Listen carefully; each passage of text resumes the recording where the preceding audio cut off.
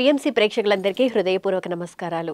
ధ్యానం శరణం గచ్చామి ప్రత్యేక కార్యక్రమానికి స్వాగతం సుస్వాగతం. ఈ ధ్యానం శరణం గచ్చామిలో ఈరోజు మనం చర్చించుకోబోయే అంశము కృతజ్ఞత. ఈ కృతజ్ఞత అనేది ఏ విధంగా ఉండాలి, ఎవరిలో ఉండాలి, కృతజ్ఞత భావం అంటే ఏంటి, ఈ అంశాన్ని గురించి మనకు వివరించడానికి ప్రణవ ఆశ్రమ నిర్వాహకులు సుమిత్రానంద సరస్వతి మాతాజీ గారు మనతో పాటు స్టూడియోలో సిద్ధంగా ఉన్నారు. వారిని అడిగి కృతజ్ఞత భావం గురించి వారి మాటల్లో అడిగి తెలుసుకుందాం. మాతాజీ గారు నమస్కారం అండి. పిఎంసికి సాదర స్వాగతం. ప్రేక్షకులందరికీ నమస్తే. మాతాజీ, మనం ధ్యానం శరణం గచ్చామిలో చాలా విషయాలను డిస్కస్ చేసుకున్నాము. ఈరోజు ఈ సెగ్మెంట్లో మనం కృతజ్ఞతా భావం గురించి మాట్లాడుకుందామండి. అసలు కృతజ్ఞతా భావం అంటే ఏంటండి? కృతజ్ఞత అన్నప్పుడు మీరు గమనిస్తే అంటే మనం ప్రతి దాంట్లోనూ తప్పనిసరిగా కృతజ్ఞత కలిగి ఉండాలి. పూర్వం మనకి పెద్దలు చాలా విలువలతో కూడి వాళ్ళు ప్రతి దాంట్లో కృతజ్ఞతతో ఉండేవారు. అందుకే ఏది తీసుకున్నారో దానికి ఇమీడియట్లీ వాళ్ళ కృతజ్ఞతా భావాన్ని వ్యక్తం చేసేవారు, లేకపోతే పనిలో చూపించేవారు. ఇప్పుడు తగ్గిందే అది. ఎందుకనంటే ఎవరైతే కృతజ్ఞత లేకుండా ఉంటారో వాళ్ళకి స్వార్థం పెరుగుతూ ఉంటుంది. కృతజ్ఞత ఉన్నప్పుడు స్వార్థం ఎందుకు తగ్గుతుంది అని అంటే ఏదైతే మనం తీసుకున్నామో అది మళ్ళీ తిరిగి రిటర్న్ ఇవ్వడం అనేది మనం చేస్తున్నప్పుడు మనలో ఏమవుతుందంటే స్వార్థము, అసూయ ఇలాంటి గుణాలన్నీ తగ్గుతూ ఉంటాయి. అందుకని వాళ్ళు ప్రతి ఆరాధన కూడా కృతజ్ఞత భావంతో ఆరాధనలో పెట్టారు మనకి. అయితే ఇప్పుడున్న కాలమాన పరిస్థితిలో అదేదో మన రైట్ అన్నట్టు కృతజ్ఞత అవసరం లేదన్నట్టు ఉంటున్నారు. ప్రతిదీ రైట్ అంటే మనం ఇప్పుడు తల్లిదండ్రుల దగ్గర మనం కృతజ్ఞత లేదనుకోండి, తప్పనిసరిగా ఆ కృతజ్ఞత మనం చూపించినప్పుడు ఆ బిడ్డ ఉన్నా ఒకటే లేకపోయినా ఒకటే అనేది ఒక భావన. తల్లిదండ్రుల పట్ల కృతజ్ఞత లేనివాడు సక్సెస్ కూడా అవ్వడని చెప్పి మనకి పూర్వం నుంచి ఉన్న రుజువు అది. అలాగే సొసైటీ పట్ల, తల్లిదండ్రుల పట్ల, మీకు ఎక్కడైతే పని చేస్తున్నారో దాని పట్ల ఆ కృతజ్ఞత లేకపోతే కనుక అది స్వార్థ చింతనలోకి వెళుతుంది. అంటే ఆ స్వార్థం ఎక్కువగా ఉన్న గుణం ఉంటే కనుక కృతజ్ఞత అనేది చూపించలేరు. స్వార్థం లేకపోతే కనుక మనకి లోపల నుంచి ఏమవుతుంది అని అంటే కృతజ్ఞత పొంగుకు వస్తుంది. చాలామంది అన్నీ తీసేసుకుని కూడా నువ్వు నాకేం చేసావు అని అడుగుతారు. భర్త భార్య ప్రతి దగ్గర కృతజ్ఞత లేకపోతే ఆ రిలేషన్ సరిగ్గా ఉండదు. అదే కృతజ్ఞత ఉంటే ఆ రిలేషన్ బాండింగ్ బాగుంటుంది. ఎందుకని వాళ్ళు చేసినది ఏదైతే మనకి ప్రేమను చూపించారో, లేకపోతే మన కోసం ఏదైతే పని చేశారో దాని పట్ల కృతజ్ఞత ఉన్నప్పుడు వాళ్ళ పట్ల మనకి కూడా రెస్పెక్ట్ పెరుగుతుంది, ప్రేమ పెరుగుతుంది. అప్పుడు రిలేషన్ బాండింగ్ పెరుగుతుంది. అలాగే ప్రతి దాంట్లో మనం చూసుకున్నప్పుడు ఎవరికైతే కృతజ్ఞత ఉంటుందో వాళ్ళు తిరిగి మళ్ళీ ఇక్కడ ఈ భూమి మీద రుణాలు తీరిపోవడము, ప్రారంధం తగ్గిపోవడం జరుగుతుంది. కృతజ్ఞత లేకపోతే ఇప్పుడు తప్పించుకోవచ్చు. మీరు నాకేదో బోల్ట్ చేశారు, నేను తిరిగి మీకు ఏం చేయలేదు, నేనేదో లాభపడ్డాను కానీ తిరిగి ఏం చేయట్లేదు, ఇక్కడ తప్పించుకోవచ్చు. కానీ ఆ రుణం అనేది తీర్చుకోవడానికి మళ్ళీ రావాల్సి ఉంటుంది. కృతజ్ఞత లేని వాడికి రుణాలు పెరుగుతాయి. ఇక్కడ మళ్ళీ జన్మలు తీసుకుని ఆ రుణాలు తీర్చుకోవడం కోసమే ఇక్కడ దీంట్లో భగవద్గీతలో శ్రీకృష్ణుడు కర్మయోగము, నిష్కామ కర్మ 3 భాగాలుగా చెప్పాడు. ఎవరికైతే కృతజ్ఞత లేదో వాళ్ళకి కర్మ పెరుగుతుంది అన్నాడు. ఎవరికైతే కృతజ్ఞత ఉంటుందో వాడు కర్మయోగంలో నిష్కామ కర్మ వైపు జర్నీ చేస్తాడు. కాబట్టి తప్పనిసరిగా ఇప్పుడు తప్పించుకోవచ్చు గాక నెక్స్ట్ ఇప్పుడు మీరు గమనిస్తే తెలుస్తుందండి, మీ పుట్టుక ఏదైతే ఉందో దాన్ని బట్టి మీ జీవితం. మీరు ఎక్కడ పుట్టారో అక్కడ మీ జీవితం. అందరూ ఒకేలా పుట్టట్లేదు కదా. ఒకడు పేదవాడి ఇంట్లో పుడుతున్నాడు, ఒకడు డబ్బున్న వాళ్ళ ఇంట్లో పుడుతున్నాడు, ఒకడు లేకపోతే పేదవాడి ఇంట్లో పుట్టి కూడా మళ్ళీ వాడు సక్సెస్ అవుతాడు. వాళ్ళ ప్రారంధం నుంచి తెచ్చుకున్న దానితోటి కదా. మనం కూడా అంటాము, ఈ మన చుట్టూ ఉండే ఏర్పాట్లు, పరిస్థితులు, మనకి ఏదైనా ఇబ్బంది ఇవన్నీ కలిగినప్పుడు నాకే ఎందుకు ఇలా కలిగింది అంటారు. నీకే ఎందుకు కలిగింది అనే క్వశ్చన్ కంటే మనం ఆ క్వశ్చన్లో ఎందుకు ఇలా వచ్చిందంటే ఆల్రెడీ నేను ఏదో చేసి ఉన్నాను దాని రుణాలు తీర్చుకోవడానికి. రుణానుబంధ రూపేణ పశుపత్ని సుతాలయ అన్నారు. మీ ఇంట్లోకి వచ్చే పశువు కానీ పక్షి కానీ దేని మీదైనా సరే మనం దాని మీద ఒక బంధం వస్తుంది అని అంటే ఆ రుణం తీర్చుకోవడానికి మనకి ఆ ఎమోషన్ వస్తుంది. ఆ ఎమోషన్ లేకుండా మనం వాటికి ఏది పెట్టం కూడా. ఎప్పుడో తీసుకుని ఉన్నాము, తిరిగి ఇస్తున్నాము. ఓకే. ఇప్పుడు ఒక ట్రైన్లో మీరు జర్నీ చేస్తున్నారు, ఒక దొంగవాడు వచ్చి మీ పర్స్ ఎందుకు కొట్టేస్తాడు, మిగతా వాళ్ళు ఎందుకు తీసుకోలేకపోయాడు? ఒక వస్తువు మందే ఎందుకు పడిపోతుంది, లేకపోతే ఏదో నష్టం మనకే ఎందుకు వస్తుంది? ఇవన్నీ చూస్తే కనుక తప్పనిసరిగా మనము ఆ రుణాలు ఏవైతే ఉన్నావో అవి కాలంలో అవన్నీ వెళ్తున్నాయి.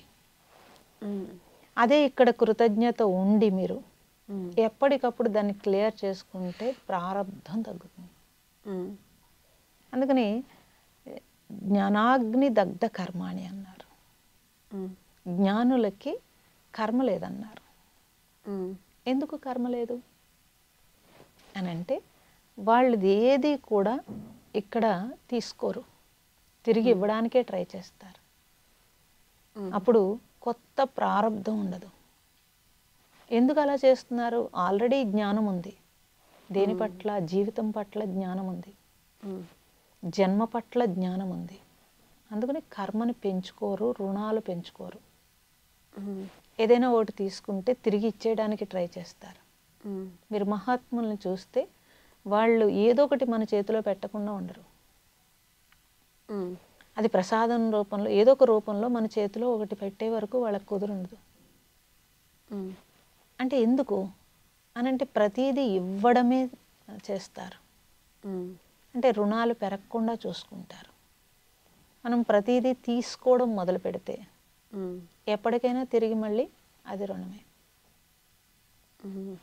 కాబట్టి కృతజ్ఞత అనే ఒక్క గుణం ఉంటే చాలు. ఆ ఒక్క గుణము ఉంటే తప్పనిసరిగా వాడు తొందరగా శుద్ధి అవుతాడు.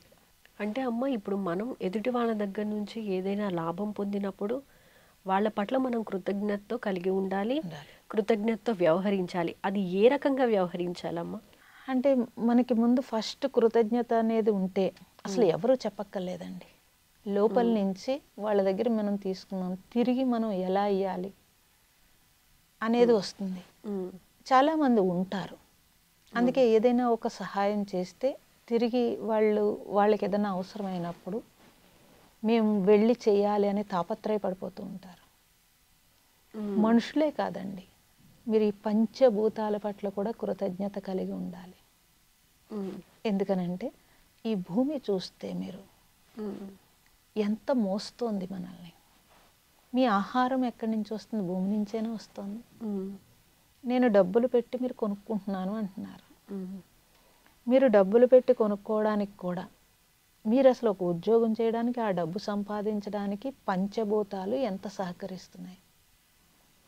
ప్రాణశక్తి లేకుండా మీరు ఏం చేయలేరు కదా. గాలిని అంటే బయట ఉంటే గాలి, లోపల ఉంటే ప్రాణశక్తి. ఈ పంచభూతాలు ఆకాశం నుంచి ఓజోన్ శక్తి, భూమి నుంచి భూ ఆకర్షణ శక్తి, సారము, భూమి సారము మిమ్మల్ని మొయ్యడము, అగ్ని, నీరు అన్నీ ఉచితంగా తీసుకుంటున్నాం. తిరిగి మనం ఏమి ఇస్తున్నాం? మనం ఎందుకు ఇవ్వాలండి? అవన్నీ అందరికీ ఇస్తున్నాయి కదా, నాకు ఇస్తున్నాయి అంటారు.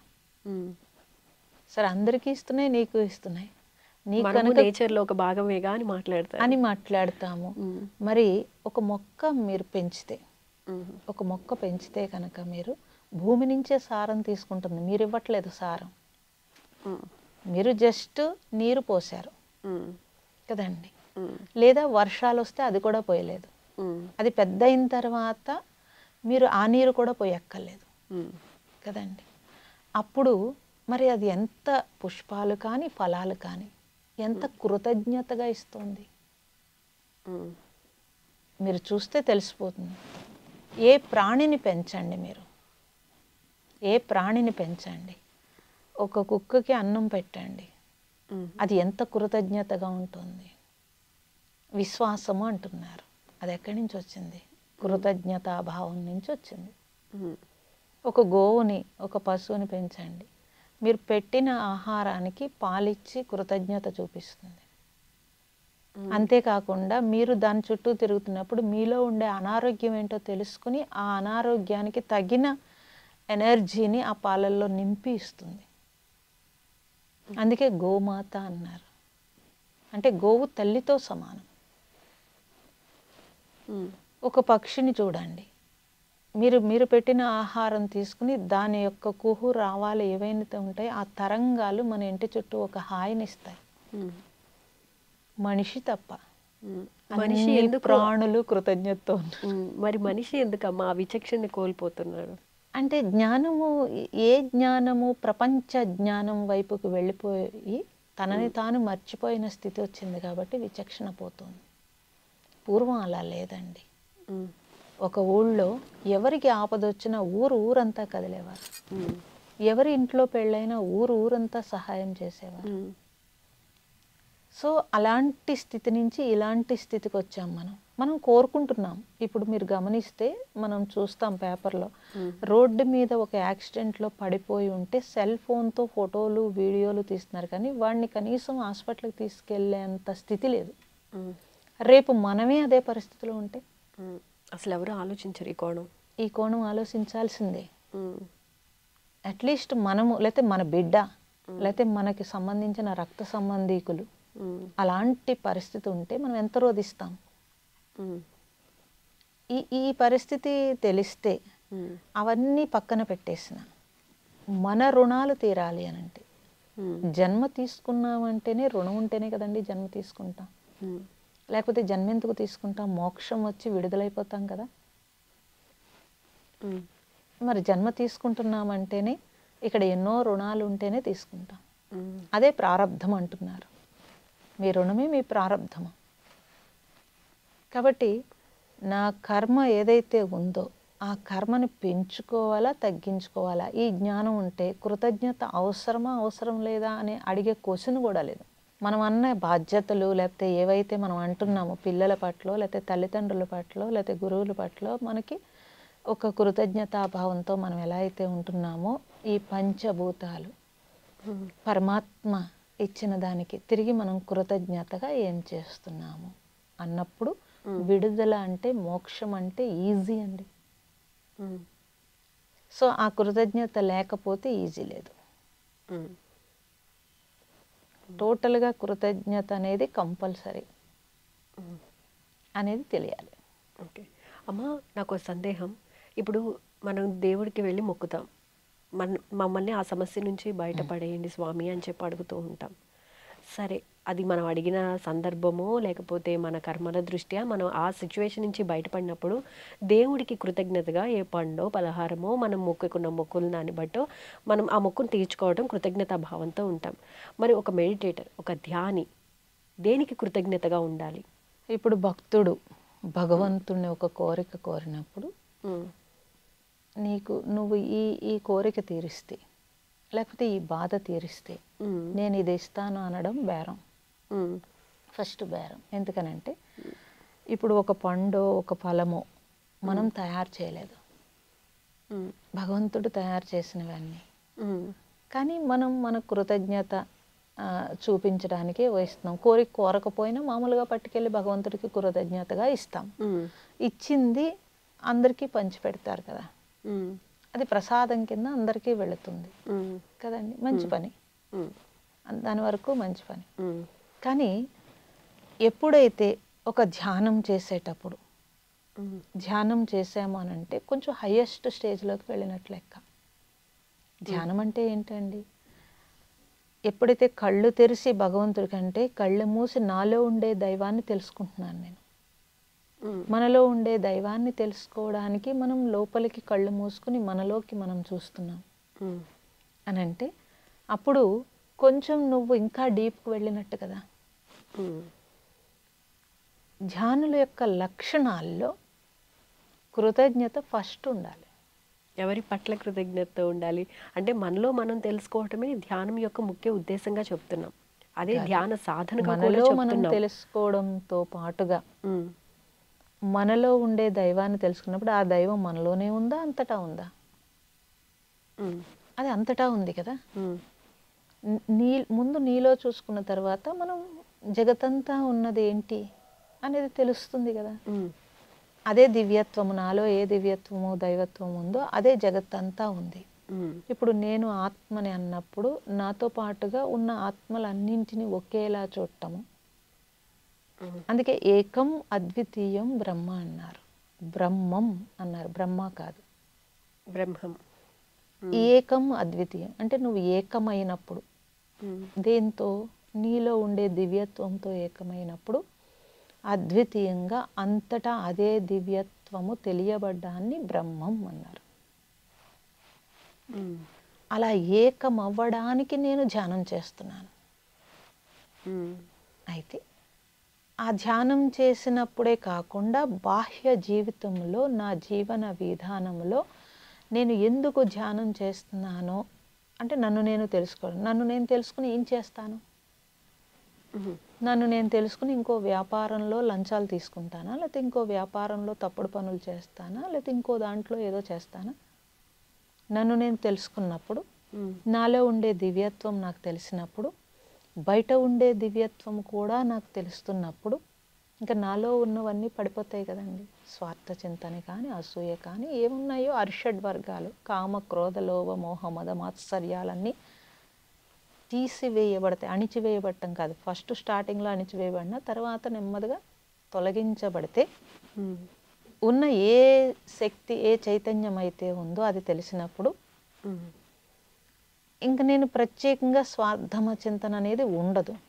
అంతవరకు అంటే ఆ స్టేజ్కి వెళ్ళని మధ్య స్టేజ్లో మనము దేనికైతే రుణాలకి వచ్చామో అవన్నీ తొందరగా తొలగాలి అని అంటే ఎక్కడికక్కడ విడుదలైతే, మోక్షం అంటే విడుదల అండి. ఎక్కడికక్కడ బంధించుకోకుండా నేను విడుదల అవ్వడానికి, నేను ఇంకా మళ్ళీ తిరిగి మళ్ళీ రుణం పొందకుండా, రుణం ఇక్కడే ఉండకుండా ఉండాలి అని అంటే నాకు చేతనైనంత వరకు విడుదలకి ప్రయత్నం చేయాలి. అలా ప్రయత్నంలో భాగంగా చాలామందిని చూస్తాం, వాడికి డబ్బు లేకపోయినా ఆశపడ్డాడు. అసలు కష్టపడడానికి, కష్టపడిన దానికి సరిపడా ఫలితం పొందడానికి చూస్తాడు.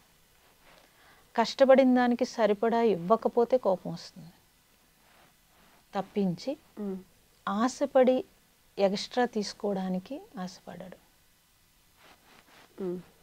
రోజు భోంచేస్తామండి, ఎక్కడైనా గుళ్ళో కానీ ఎక్కడైనా ధ్యాన కేంద్రాల్లో కానీ మనకి తప్పనిసరిగా వాళ్ళు ధ్యానం చేసి మళ్ళీ ఇంటికి వెళ్ళలేరు, మళ్ళీ మధ్యాహ్నం ప్రోగ్రాం ఉంటుందని మళ్ళీ భోజనాలు ఏర్పాటు చేశారనుకోండి, రోజు తినే భోజనమే కదా.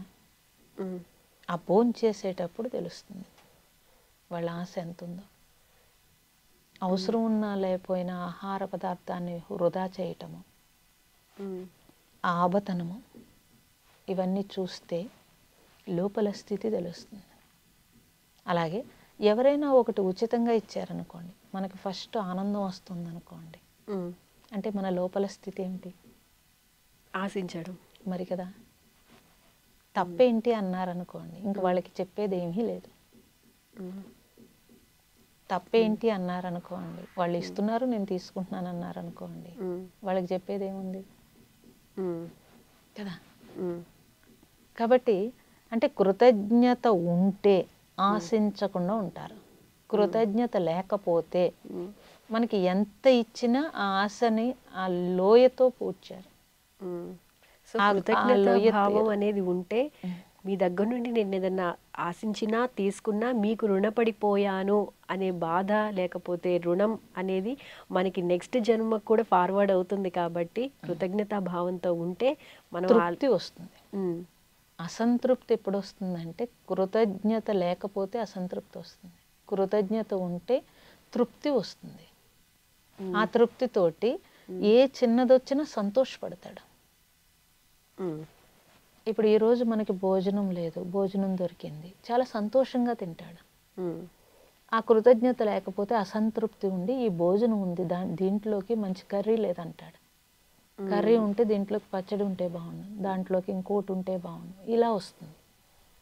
ఓకే, తృప్తి అనేది మిస్ అయిపోతాడు.